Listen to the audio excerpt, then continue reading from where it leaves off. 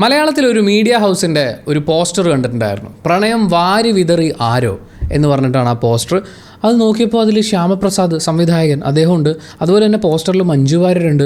ഇതെന്താരോ എന്ന് നമ്മൾ ആലോചിച്ചപ്പോഴാണ് Mammootty company YouTube ചാനലിൽ രഞ്ജിത്ത് സംവിധാനം ചെയ്തിട്ടുള്ള ഏറ്റവും പുതിയ ഷോർട്ട് ഫിലിം അവർ അപ്ലോഡ് ചെയ്തിട്ടുണ്ട്. ആരോ എന്നാണ് അവരതിന് പേര് കൊടുത്തിരിക്കുന്നത്. ഷോർട്ട് ഫിലിം കണ്ടു കഴിഞ്ഞപ്പോൾ എനിക്ക് ഫീൽ ചെയ്തത് എന്തിനോ എന്നാണ് അതിന് പേരിടേണ്ടതെന്നായിരുന്നു. രഞ്ജിത്ത് സംവിധാനം നിർവഹിച്ച് ശ്യാമപ്രസാദ്, മഞ്ജു വാര്യർ, അസീസ് നെടുമങ്ങാട് തുടങ്ങിയവർ പ്രധാന കഥാപാത്രങ്ങളെ അവതരിപ്പിച്ച് റിലീസായിരിക്കുന്ന ഏറ്റവും പുതിയ ഷോർട്ട് ഫിലിമാണ് ആരോ. അതിൻ്റെ പോസ്റ്റർ കണ്ടപ്പോൾ എനിക്ക് ആമി എന്ന് പറയുന്ന മഞ്ജു വാര്യർ പണ്ട് അഭിനയിച്ചിട്ടുള്ള ഒരു സിനിമയുടെ പോസ്റ്ററുമായിട്ടൊരു സാദൃശ്യമൊക്കെ ഫീൽ ചെയ്തിട്ടുണ്ടായിരുന്നു. സ്റ്റോറി വളരെ സിമ്പിളാണ്. ശ്യാമപ്രസാദ് അവതരിപ്പിച്ചിരിക്കുന്ന കഥാപാത്രം ഒരു എഴുത്തുകാരനാണെന്ന് നമുക്ക് മനസ്സിലാക്കാവുന്നേ ഉള്ളൂ. പുള്ളി എന്താണ് എഴുതുന്നതെന്നുള്ളത് വലിയ പ്രസക്തമായ കാര്യമായിട്ട് എനിക്ക് തോന്നിയിട്ടില്ല. പുള്ളി ഒറ്റയ്ക്കാണ്. സമയവും കാലവും തിരിച്ചറിയാനാവാതെ ഒരു വീടിനകത്ത് അടിച്ച് വലിച്ച് ഇടയ്ക്ക് വല്ലതുമൊക്കെ കുറിച്ച് പോകുന്ന ഒരു പ്രത്യേകതരം കഥാപാത്രം. അയാൾക്കൊരു ദിവസം രാത്രി, നല്ല മഴയുള്ള ഒരു ദിവസം രാത്രി ഒരു ഫോൺ കോൾ വരികയാണ്. ഏതാണ്ട് വെളുപ്പിന് 3:45 സമയമൊക്കെയാണ് ക്ലോക്കിൽ കാണിക്കുന്നത്. അപ്പോൾ ഒരു അർദ്ധരാത്രി സമയം ഒരു പ്രൈവറ്റ് നമ്പറിൽ നിന്ന് കോൾ വരുന്നു. ഞാൻ നാളെ അങ്ങോട്ട് വരും, രാവിലെ എനിക്കൊന്ന് കാണണം എന്ന് പറഞ്ഞ് ഫോൺ വെക്കുകയാണ്. ശബ്ദം കേൾക്കുമ്പോഴേ നമുക്ക് മഞ്ജു വാര്യരാണെന്ന് അറിയാം.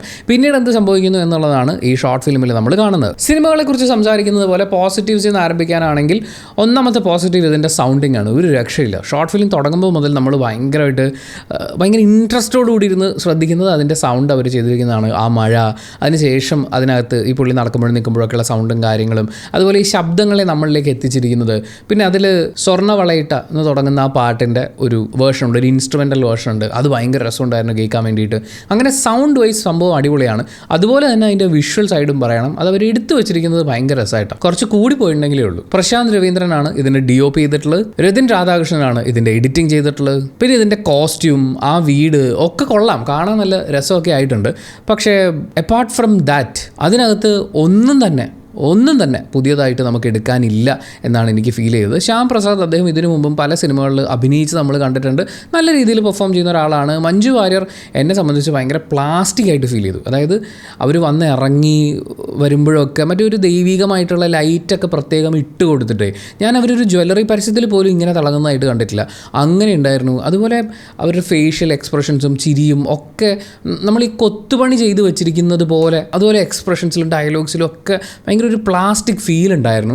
അതേസമയം ഇപ്പുറത്തെ സൈഡിൽ ശ്യാം പ്രസാദ് ഭയങ്കര റിയൽ ആയിട്ടുള്ളൊരു ഫീലുണ്ട്. നമ്മളിതിൻ്റെ സ്പോയിലർ പറയുകയാണെന്നുണ്ടെങ്കിൽ, അല്ലെങ്കിൽ നമ്മളത് പറയുന്നില്ല. അപ്പം ഈ ക്യാരക്ടർ ഇങ്ങനെയൊക്കെ അവതരിപ്പിക്കുന്നതിന് അവർക്ക് പല ന്യായീകരണങ്ങളും ഉണ്ടാകും. പക്ഷേ ഭയങ്കര ആ എഴുത്തുകാരൻ സങ്കല്പിക്കുന്നത് എന്തായാലും ഇതായിരിക്കില്ല എന്ന് നമുക്ക് ഊഹിക്കാവുന്നേ ഉള്ളൂ. പെർഫോമൻസിലൊക്കെ എനിക്ക് ഭയങ്കര ജീവനില്ലായ്മ ഫീൽ ചെയ്തു. പിന്നെ ഈ വലിയും കുടിയും ഒക്കെ കാരണം ക്രിയേറ്റിവിറ്റി ഉണ്ടാകുന്നു, അല്ലെങ്കിൽ ക്രിയേറ്റിവിറ്റി ഉള്ള ആൾക്കാർ വലിക്കും കുടിക്കും അടിമപ്പെട്ടു പോകുന്നു എന്ന് പറയുന്ന ആ ഒരു സാധനം തന്നെയാണ് നമ്മളിവിടെ കാണുന്നത്. അതിൻ്റെ പേരിൽ കംപ്ലീറ്റ് അടിച്ചു പോയിരിക്കുന്ന ഒരു മനുഷ്യൻ്റെ ഒരു തോന്നൽ, അല്ലെങ്കിൽ വാർദ്ധക്യത്തിലെ ഒറ്റപ്പെടൽ എന്ന് പറയാവുന്ന, അല്ലെങ്കിൽ വരുവാനുണ്ടാരും ഈ വിജനമാമി വഴിക്കുന്ന ആ ഒരു ഫീലൊക്കെ നമ്മൾ എത്രയോ സിനിമകളിൽ പാട്ടായിട്ടും കഥയായിട്ടും ഒക്കെ കണ്ടിട്ടുള്ള അതേ സാധനം തന്നെ വീണ്ടും അത് അവതരിപ്പിച്ചിരിക്കുന്നു എന്നുള്ളതിനപ്പുറത്തേക്ക് ഇതിനകത്തൊന്നും തന്നെയില്ല. ഇതിനേക്കാൾ ഗംഭീരമായി ഇതേ ആശയങ്ങൾ കാണിച്ചിട്ടുള്ള ഷോർട്ട് ഫിലിമുകൾ ഉണ്ടായിരുന്നു. ഇത് രഞ്ജിത്ത് സംവിധാനം ചെയ്യേണ്ടതുണ്ടായിരുന്നോ എന്ന് ചോദിച്ചാൽ എനിക്കറിയില്ല. മമ്മൂട്ടി കമ്പനി ഇത് പ്രൊഡ്യൂസ് ചെയ്ത് അവരുടെ യൂട്യൂബ് ചാനലിൽ ഇടുക എന്ന് പറയുന്ന അതിനുള്ളതുണ്ടോ എന്നും എനിക്ക് സംശയമാണ്. എന്നെ സംബന്ധിച്ച് ഈ മുഖങ്ങൾ, അതുപോലെ ഇതിൻ്റെ പിന്നിൽ പ്രവർത്തിച്ചിരിക്കുന്ന ആളുകൾ, വന്നിരിക്കുന്ന യൂട്യൂബ് ചാനലിൻ്റെ പ്രത്യേകത ഒക്കെ വെച്ച് നോക്കുമ്പോൾ ഉണ്ടായിരുന്ന പ്രതീക്ഷകളെ അപേക്ഷിച്ച് വൻ പരാജയമായിട്ടാണ് ഫീൽ ചെയ്തത്. ഒരു ഫീലിങ്സും അവശേഷിപ്പിക്കാതെ മുന്നോട്ട് പോയിട്ടുള്ളൊരു ഷോർട്ട് ഫിലിം. മറ്റൊരു ഷോർട്ട് ഫിലിം കൂടി കണ്ടിട്ടുണ്ടായിരുന്നു. അഭിനേതാവ് കൂടിയായ ബാലാജി ശർമ്മ അദ്ദേഹത്തിൻ്റെ ഒരു ഷോർട്ട് ഫിലിമാണ്. ATM എന്നാണ് അതിൻ്റെ പേര്. എനി ടൈം മിസ്റ്ററി എന്നാണ് അവർ അതിന് പേരിട്ടിരിക്കുന്നത്. ഷോർട്ട് ഫിലിം തുടങ്ങുമ്പോൾ തന്നെ അതിൻ്റെ ഡബ്ബിങ്ങിലെ അപാകതകൾ, ശബ്ദത്തിലുള്ള അപാകതകളൊക്കെ നമുക്ക് ഭയങ്കരമായിട്ട് അടിക്കും.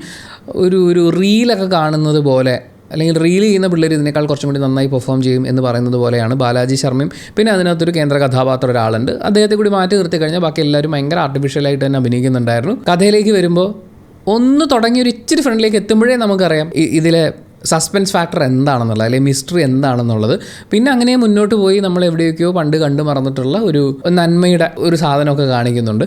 എന്താണ് ഇതിൽ മിസ്റ്ററി ആയിട്ട് വരാൻ പോകുന്നതെന്നുള്ളതും എന്താണ് ട്വിസ്റ്റ് എന്നൊക്കെ കൃത്യമായി മനസ്സിലാവുന്നത് കൊണ്ടും സൗണ്ടിങ് അത്ര നല്ലതായി തോന്നിയിട്ടില്ലാത്തതുകൊണ്ടും എന്നിൽ പ്രത്യേകിച്ച് ഒരു പോസിറ്റീവ് ഇമ്പാക്റ്റ് ഉണ്ടാക്കിയിട്ടില്ലാത്ത ഒരു ഷോർട്ട് ഫിലിമാണ് ബാലാജി ശർമ്മയുടെ ATM അഥവാ എനി ടൈം മിസ്റ്ററി എന്ന് പറയുന്ന ഷോർട്ട് ഫിലിം. അങ്ങനെ 2 ഷോർട്ട് ഫിലിംസ് സിനിമാക്കാർ ചെയ്തത് കണ്ടു കഴിയുമ്പോൾ എനിക്ക് ഫീൽ ചെയ്യുന്നത്, എനിക്ക് ഒരുപാട് ആൾക്കാർ ഷോർട്ട് ഫിലിംസ് അയച്ചു തരാറുണ്ട്. നിങ്ങളൊന്ന് കണ്ടു നോക്കണേ, കണ്ടിട്ട് ഇഷ്ടമായില്ലെങ്കിലും നിങ്ങൾ ഇഷ്ടമായില്ല എന്നെങ്കിലും പറയണേ എന്ന് പറഞ്ഞിട്ട് ചില ഷോർട്ട് ഫിലിംസ് ഞാൻ കണ്ടിട്ടുണ്ട്, കാണാതെ വെച്ചിരിക്കുന്ന കുറേ ഷോർട്ട് ഫിലിംസ്. ഞാൻ യൂട്യൂബിൽ ഒരു പ്ലേലിസ്റ്റ് തന്നെ ഉണ്ടാക്കി ഫുൾ ആഡ് ചെയ്തിട്ടുണ്ട്.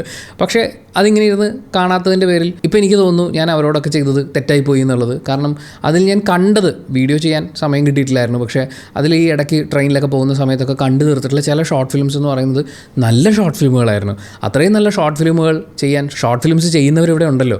ഈ ലെജൻഡറി സ്ഥാനത്തൊക്കെ നമ്മൾ നോക്കിക്കാണുന്ന സിനിമാ പ്രവർത്തകർ പ്രത്യേകിച്ചൊരു ഫീൽ ഉണ്ടാക്കാൻ പറ്റാത്ത ഷോർട്ട് ഫിലിംസ് എന്തിനാണ് ഉണ്ടാക്കുന്നതെന്ന് പറയുന്ന ഒരു സംശയമാണ് എനിക്ക് പ്രത്യേകിച്ച് ആരോ കണ്ടപ്പോൾ ഫീൽ ചെയ്തത്. അതിൽ IFFKയുടെ ബാഗിനകത്ത് നിന്ന് മദ്യക്കുപ്പി എടുക്കുന്ന ഒരു ഷോട്ട് ഉണ്ടായിരുന്നു. അത് കണ്ടപ്പോൾ അത് കുറച്ച് പേഴ്സണലായിട്ട് ചെയ്തതാണോ എന്നൊരു സംശയം ഉണ്ടായിരുന്നു. അതൊക്കെ അവിടെ നിൽക്കട്ടെ. എന്തായാലും ഇതുവരെ എനിക്ക് അയച്ചു കിട്ടിയിട്ടുള്ള ഷോർട്ട് ഫിലിംസ് ഒക്കെ നമ്മൾ ഇടയ്ക്കിടയ്ക്ക് കാണാൻ തീരുമാനിച്ചിട്ടുണ്ട്. നമുക്ക് അതിനെക്കുറിച്ചൊക്കെ വരും ദിവസങ്ങളിൽ സംസാരിക്കാം. ഇപ്പോൾ thank you so much for watching this video. അഥവാ നിങ്ങൾക്ക് ആരോ കാണണമെന്ന് ആഗ്രഹം ഉണ്ടെങ്കിൽ മമ്മൂട്ടി കമ്പനിയുടെ യൂട്യൂബ് ചാനലിൽ അവൈലബിൾ ആണ്. Thank you so much. Video ഇഷ്ടപ്പെട്ടാൽ ലൈക്ക് ചെയ്യുക, കമൻറ്റ് ചെയ്യുക, ഷെയർ ചെയ്യുക, സബ്സ്ക്രൈബ് ചെയ്യുന്ന കാര്യവും ഹൈപ്പ് ചെയ്യുന്ന കാര്യവും പരിഗണിക്കുക.